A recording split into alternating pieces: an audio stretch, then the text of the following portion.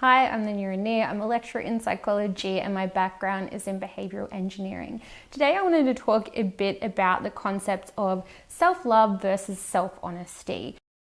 Personally, I'm a massive fan of people like Jocko Willink and David Goggins, who, as you know, are all about extreme ownership, self-honesty, self-accountability.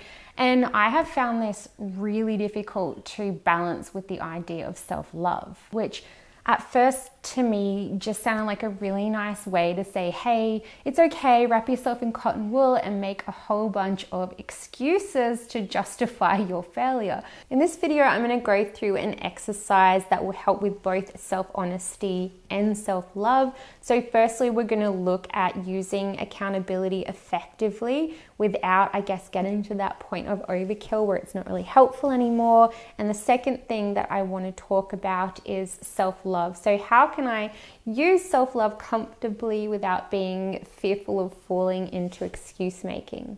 So recently I got really emotional with my partner and I actually yelled at him. I screamed at him. It really wasn't productive, and my mental response was sort of like, dude, you teach communication skills. How can you behave like this? You are such a piece of crap. This is so not good enough. So the first question I'm going to ask is, why am I down on myself right now? Or why have I felt the need to self-assess at this point? In this case, yelling at my partner is actually against my core values. So I'm really big on stoicism and purposeful communication. And on top of this, I actually teach communication skills at a university level. So I really do feel like I should have done better. I've identified the purpose or goal of being honest with myself. So the next question would be, well, is there anything in that self-assessment that's actually unnecessary in terms of achieving those goals? So I'm going to look at this as if I was giving feedback to somebody else. So maybe an employee or a student, for example. So for me, I think if it's done in the right way, it is actually important to call someone out when their behavior is not up to the standard that they're capable of. I think that's useful. Calling someone a piece of crap, probably not so much. This is more about self-punishment or just lashing out. And in fact, insulting somebody is likely to be counterproductive because you're going to make them emotional, you're going to mess with their self-confidence, and it's not actually going to help them to improve. So this step is really just about looking at your self-assessment and seeing, is there anything I can take out? Is there anything that's either counterproductive or not necessary in terms of helping me to improve? And if there's something in there that isn't actually necessary to achieve your goals, then get rid of it, because that is not self-honesty, that is self-flagellation, and it's not useful.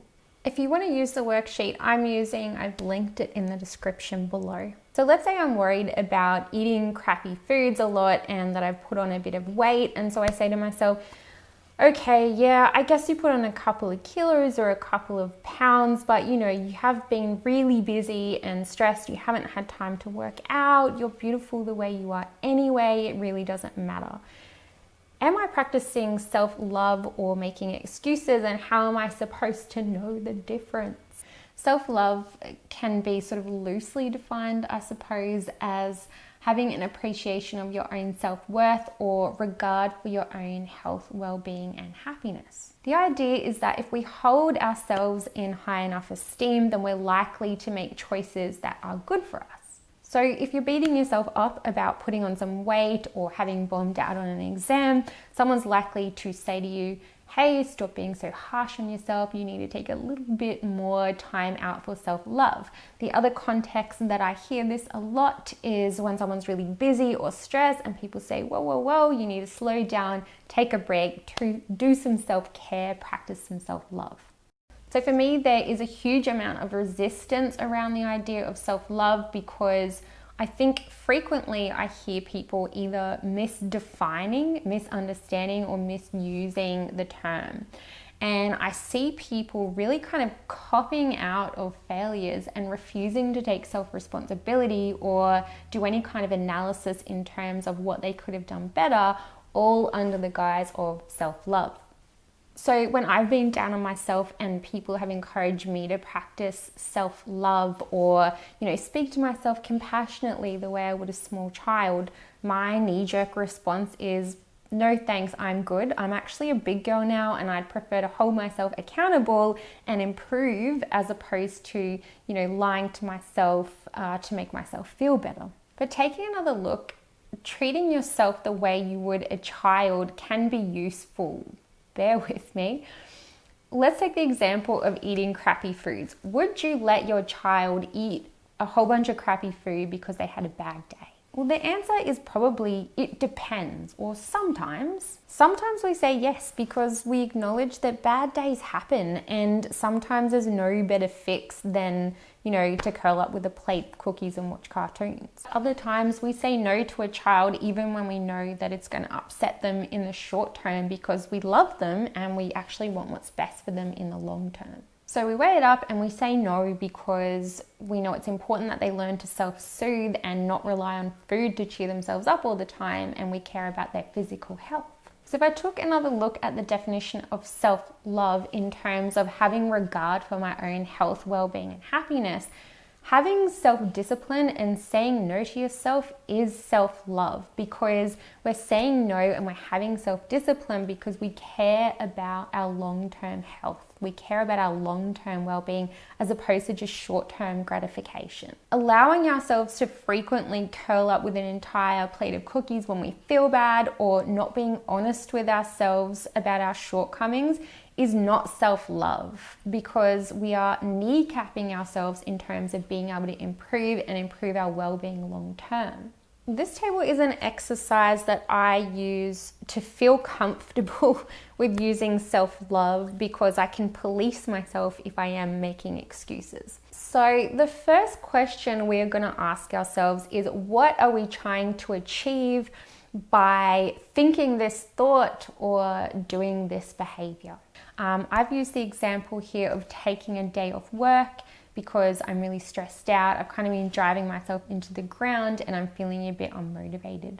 And what I'm trying to do by taking a day off is to sort of reduce my stress and revive my motivation levels a little bit so I don't burn out. So on the face of it, that really does seem like it's self-love rather than making excuses, but because I really want to take a day off, I want to make sure I'm not just justifying doing what I want to do anyway. So the second question I'm going to ask myself is, are there other things that I could think or do that would achieve the same result? And are any of these actually maybe better for my well-being? So I was trying to reduce stress and revive motivation. So another thing that I could do is actually just push through and get things done, because getting things off my plate would reduce my stress and probably increase motivation because I'd feel that sense of reward of getting things off my plate.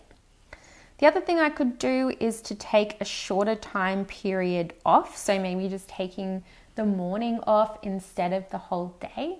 The other thing I thought is that I could spend the day doing self-development or something else productive instead of just, laying around. I'm going to cross the last one, so spending the day doing self-development, off the list because I don't feel like this is going to reduce my stress or achieve the same result as just relaxing. So I have honestly noticed my productivity dropping and a lot of difficulties in concentrating. So I feel at this point like I'm being honest in needing some time off. So maybe the second one, taking a shorter time period off, could be useful. But let's go on with the rest of the questions. So the other question I ask myself is, will this behavior or thought bring me health and happiness or well-being in the long term, or is this really just a short-term fix? So taking the day or morning off would definitely bring me some short-term relief and happiness, but will it help my business or hurt it in the long term? Well, I think help in the sense that if I take care of myself and make sure I get some downtime, I'm going to be able to maintain my level of effort and commitment long term. But if taking the day off causes me to get super behind, it's ultimately just going to stress me out more and cause my business to suffer. If I'm being honest, I probably have too much going on right now to take a whole day off. And I probably actually don't need the whole day off to decompress. I really want a whole day to do nothing, and I think I'm letting my desire get in the way of being honest about the best decision. So in this case, I'm going to go for the compromise of just taking the morning off. If you're a big believer in taking control of your behaviors and taking responsibility for building the life that you want, I'll be posting loads more evidence-based and tried and tested methods for self-improvement. So please subscribe to the New and There. If you've got any thoughts or personal experiences about self-love or self-honesty, I'd love to hear from you in the comment section below, or you can find me on Facebook. Thank you so much for using some of your valuable time to listen to what I have to say. Thanks for watching, and I'll see you next time.